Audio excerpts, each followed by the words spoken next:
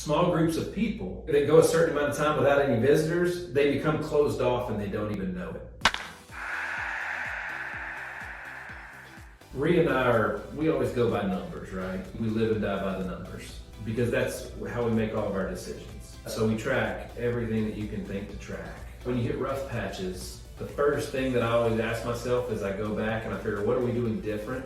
What's missing, or what have we added? What have we diluted the waters with as far as what we were doing when things are good? Because things are always evolving, they're always changing. Every time you get a new teammate, the whole dynamic has changed. Now, on that note, let me go back to my church for a minute. There's all these charts and studies done about church growth, and I've studied them a lot because growing a church is more similar to me than growing a big business in what we do here. And here's what I mean by that. Church growth is voluntary. Churches go to like 75 to 100 members, and then those are the small churches. And then it goes to like 250 or something like that. And then it goes to like 1,000, 750 to 1,000, then all up to the mega church. The smaller churches, once they get to that 7,500 person mark, if they stay there too long, they never get out of it.